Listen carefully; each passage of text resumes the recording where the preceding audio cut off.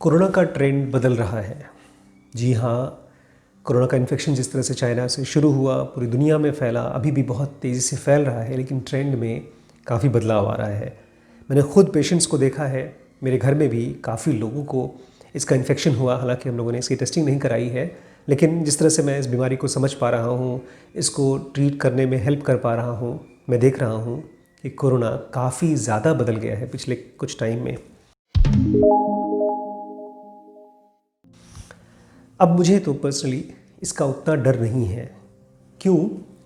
क्योंकि जब मैंने शुरू में इस बीमारी को समझा था, तब बहुत कम समझा था। जब तक आप कम समझते हैं तो ये समझदारी होती है कि आप डरें। जैसे आप किसी कार को जब चलाना नहीं जानते तो ख़तरनाक होती है, पहले आपको सीखना होता है, क्लच, गियर वगैरह। जब एक बार आप कार चला करके एक्सपर्ट हो जाते हैं थोड़े बहुत, तब जा करके आप ये कह सकते हैं कि मैं गाड़ी चला सकता हूँ। ठीक ऐसे ही बीमारियों में भी डॉक्टर्स जब किसी पेशेंट को देखते हैं तो मरीज़ को देखते हैं और साथ ही साथ बीमारी को भी देखते हैं।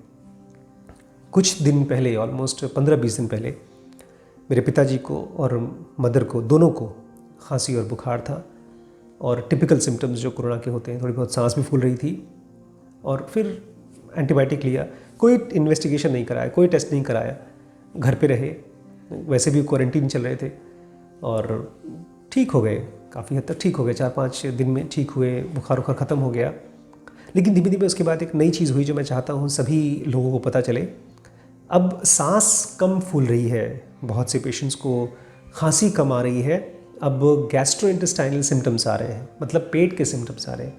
जैसे मेरे पिताजी को खाना देख करके बिल्कुल भूख नहीं लग रही है, मन नहीं कर रहा है खाने का, और ये सेल्फ लिमिटिंग है। मतलब महीने भर में या 1.5 महीने में ये ठीक हो जाएगा।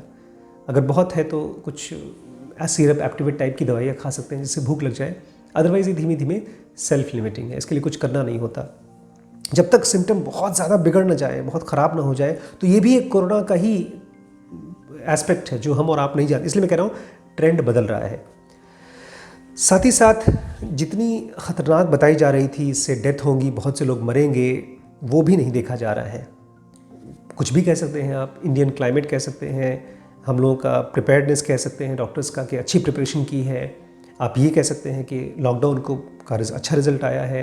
ये भी हो सकता है कि जो इंडियन स्ट्रेन है जो यहाँ पर आया है, चाहे यहाँ मौसम की वजह से या किसी वजह से भी, उस तरीके से उतनी ज़ोर से नहीं फैल पाया जितनी ज़ोर से, अगर फैला भी तो उसका जो डेथ के ऊपर इतना ज़्यादा असर नहीं हुआ है। इसकी मोर्टेलिटी काफ़ी कम है बाकी देशों के कंपैरिजन में। और आखिरी चीज़ मुझे ये भी लगता है कि जब भी हम कोरोना कहते हैं तो अभी बहुत नई बीमारी है। बीमारियों को डायग्नोज होने में तभी आप कंफर्म कर सकते हैं जब तक उसका ट्रीटमेंट नहीं मिलता। जब तक टाइफॉइड का या मलेरिया का या ट्यूबरक्लोसिस का, जो भी बड़ी बड़ी क्रॉनिक बीमारियां हैं जो कई सालों से चली आ रही हैं, जब तक इनका इलाज नहीं था, तब तक ये कह पाना कि इनको ये स्पेसिफिक बीमारी है, कोई फ़ायदा नहीं था। डायग्नोसिस का, जो किसी बीमारी का प्रॉपर डायग्नोसिस तब होता है जब उसका इलाज से वो ठीक हो जाए, नहीं तो केवल वो प्रोबेबल डायग्नोसिस होती है। हम लोग डीडी बनाते हैं, डिफरेंशियल डायग्नोसिस, उसमें मल्टीपल बीमारियों का नाम रखते हैं और सबको एक साथ ट्रीट करने की कोशिश करते हैं। लेकिन धीमे धीमे जब एक स्पेसिफिक दवाई से स्पेसिफिक बीमारी ठीक होती है, तब हम बोलते हैं कि ये बीमारी है और ये ऐसे ठीक होती है। लेकिन कोरोना के साथ ऐसा नहीं है। अभी इसका कोई प्रॉपर इलाज नहीं खोजा गया है, ना कोई एंटीवायरल है, ना तो एंटीबायोटिक है, ना ही तो कोई और तरीका है। तो इसीलिए ये भी बहुत क्लियर नहीं है। बहुत से लोग कहते हैं कि जितने भी डेथ हो रही हैं, बहुत से लोग मानते हैं कि ये कोरोना की वजह से है, बहुत से लोग मानते हैं हार्ट की वजह से, बहुत से लोग मानते हैं किसी और वजह से। तो ये भी बहुत क्लियर नहीं है, वेग है। बट पर्सनली मुझे, जब से मैंने काम पे जाना शुरू किया है, पेशेंट देखना शुरू किया, बीच में मैंने ऑलमोस्ट 1 महीने का ब्रेक लिया था, मैं घर पे था, तब से मैं देख रहा हूँ कि उतने ज़्यादा ख़तरनाक कंडीशन नहीं है। और बहुत अच्छा है कि गवर्नमेंट अभी भी स्टेप्स ले रही है, लोगों को लॉकडाउन कर रही है जहाँ जहाँ पर ज़्यादा केसेस पाए जा रहे हैं।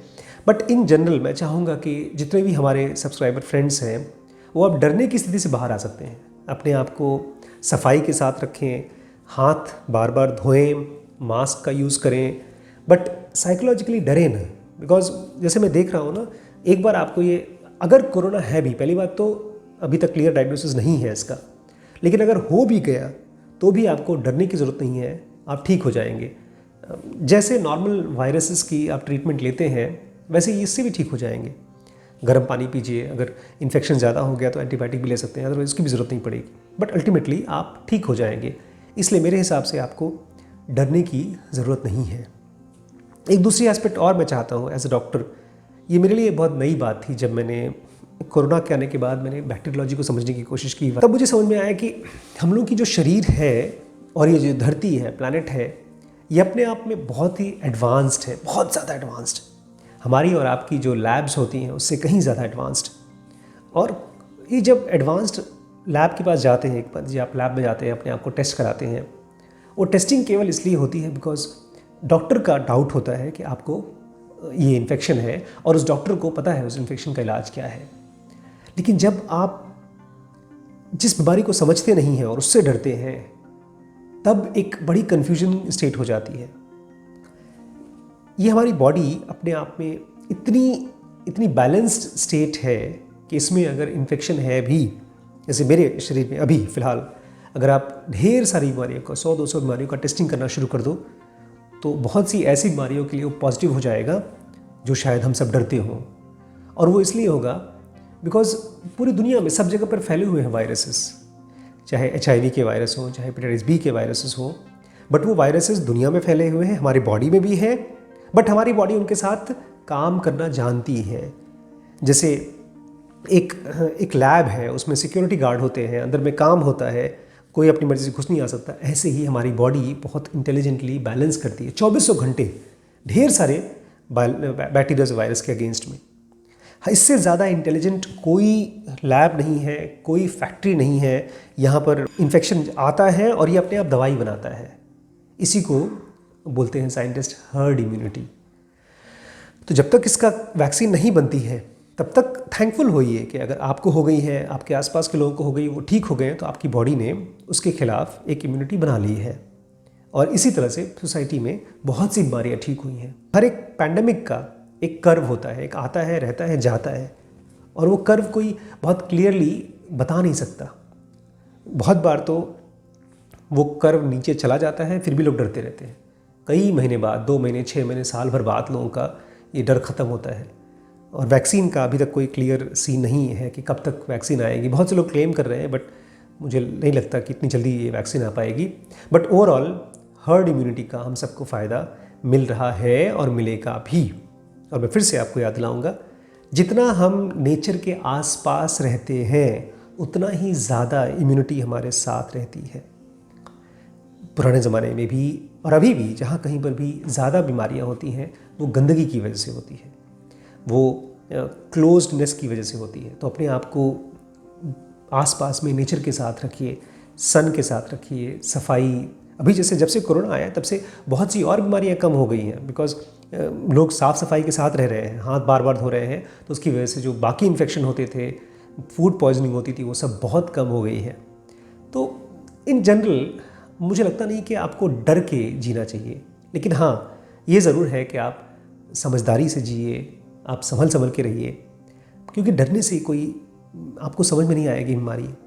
और अगर हो भी गई तो भी डर बढ़ेगा आपका। मुझे नहीं लगता है कि डर स्वास्थ्य के लिए अच्छा है। माइंड को भी तो काम करना है, ये माइंड भी तो बॉडी को हेल्प करती है अपनी अंदर की इम्यूनिटी की जो फैक्ट्री है उसको बनाने के लिए। और डर उसको और स्ट्रेन डालता है, एडेड प्रेशर हो जाता है हमारी इम्यूनिटी सिस्टम के ऊपर। खाने में सिंपल रखिए, हमने इस पूरी गर्मियों में एक भी दिन फ्रिज में पानी रखा नहीं, और लकीली ना श्रीश को, ना मैम को, किसी को भी सर्दी नहीं हुई, खांसी नहीं हुई। तो it was a good experiment. अब तो मैं इसको थ्रू आउट यूज़ करूँगा। हम लोग के घर में कभी फ्रिज में पानी रखा ही नहीं जाएगा। कोल्ड ड्रिंक नहीं पिया हमने, कभी कभार थोड़ा बहुत आइसक्रीम खा लेते थे, बट थ्रू आउट किसी को कोई दिक्कत नहीं हुई। तो जो कॉमन सी चीज़ें हैं, ठंडा पानी पीता होता तो मटका ले आते थे, मटके में पानी पी लेते थे बस। तो नेचुरल तरीके से रहिए, ज़्यादा सलाद खाइए, ज़्यादा फ्रेश चीज़ खाइए, बॉडी को स्ट्रेन मत दीजिए खाने को पचाने के लिए। जितना ज़्यादा कॉम्प्लेक्स खाना खाएंगे उतना ही इम्यून सिस्टम के पास कम रिसोर्स होगा बनने के लिए। जितना हल्का खाना खाएंगे उतना ही आपका इम्यून सिस्टम स्ट्रांग होगा। और जाइए, घूमिए फिरिए, काम करिए। मतलब जहाँ पर भी आपको काम करना है, काम से मत चूकिए। अपने आप को साफ रख करके, मैं तो रोज़ काफ़ी पेशेंट देख रहा हूँ, तो ठीक है, you can carry on with your work and no need to be scared. डरने की ज़रूरत नहीं है, सतर्क होने की ज़रूरत है, डरने की ज़रूरत नहीं है। जैसे गाड़ी चलाते समय हम सब सतर्क रहते हैं, आँख खोलकर गाड़ी चलाते हैं, सोते नहीं हैं, शराब पीकर गाड़ी नहीं चलाते हैं, सतर्क होकर गाड़ी चलाते हैं, हम डर के मारे गाड़ी को खड़ी नहीं कर देते। ऐसे ही अपनी हेल्थ की गाड़ी को अपने हाथ में रखिए और चलाइए, और अगर कोरोना आपको हो भी जाता है तो ठीक हो जाएगा। यही ट्रेंड देखा गया है, don't have to worry about it. ठीक है, कोर्सेज़ की जानकारी आपको पता है कहाँ मिलेगी, इस व्हाट्सएप से। लाइक तो बनता है ना यार, इतनी ज़्यादा इंपॉर्टेंट बात बताई। मैंने इस वीडियो को इसलिए बनाया था बिकॉज हमारे एक एम्प्लॉई थे, बहुत डर गए थे, पापा भी डरे हुए थे जब उनको इन्फेक्शन हुआ था। तो हमने कोई टेस्टिंग नहीं कराई है और हमको लगता नहीं है कि टेस्टिंग कराने से कोई फ़ायदा होने वाला है। इन्फेक्शन होगा, पॉजिटिव आएगा, कोई दिक्कत नहीं, वो ठीक हो जाएगा। जब उसकी दवाई नहीं बनी तो फिर क्या क्या डरना, क्या ठीक हो जाएगा, आप परेशान मत होइए। सब्सक्राइब, कमेंट और लाइक, ये 3 चीज़ ज़रूर करिए। इसको मुझे बार बार बोलना पड़ता है, आप लोग ध्यान से करके जाइएगा। शेयर करिएगा अपने सभी फ्रेंड्स और फैमिलीज़ के साथ इस वीडियो को, इम्पॉर्टेंट है ये।